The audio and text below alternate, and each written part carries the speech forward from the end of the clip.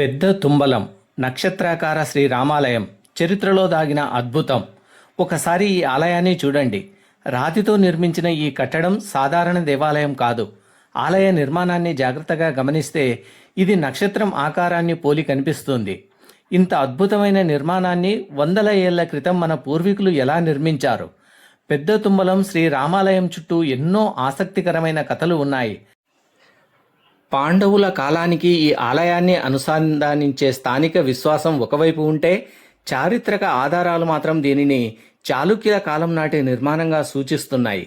ఇది కర్నూలు జిల్లా ఆదోని మంత్రాలయం ప్రధాన మార్గంలో ఉన్న పెద్ద తుంబలం గ్రామంలో ఉంది. ఈ ఆలయానికి అన్నింటికంటే ప్రత్యేకమైన గుర్తింపు ఏంటంటే దీని నక్షత్రాకార నిర్మాణం. పైనుంచి చూస్తే ఆలయ పీఠభాగం నక్షత్రం ఆకారాన్ని పోలి కనిపిస్తుంది. రాతిని ఇలా కోణాలు మలుపులతో అమర్చి నిర్మించడం సాధారణ విషయం కాదు.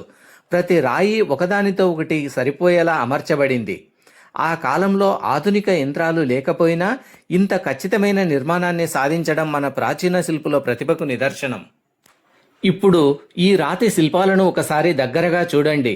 శతాబ్దాల కాలం గడిచిన రాతిపై చెక్కిన ఆకృతులు ఇప్పటికీ మనకు కనిపిస్తున్నాయి.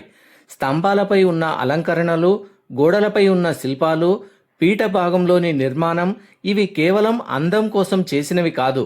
ఇవి మనకు అప్పటి నిర్మాణ సాంకేతికత, కళా సాంప్రదాయం, శిల్పుల ప్రతిభ గురించి ఎన్నో విషయాలు చెబుతున్నాయి. ఆకాశాన్ని తాకేలా కనిపించే ఈ విమాన గోపురం, దాని ప్రతి అంచులోనూ రాతి నిర్మాణం ఎంత అద్భుతంగా ఉందో చూడవచ్చు. ఒక రాయిని మరో రాయితో కలిపి మొత్తం ఆలయాన్ని ఒక సమగ్ర నిర్మాణంగా తీర్చిదిద్దడం నిజంగా ఆశ్చర్యకరం.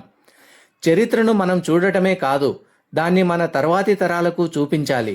అలాంటి మరెన్నో మరుగున పడిన చరిత్రలను మీ ముందుకు తీసుకురావాలంటే మన ప్రయాణంలో మీరు కూడా భాగస్వాములు అవ్వండి.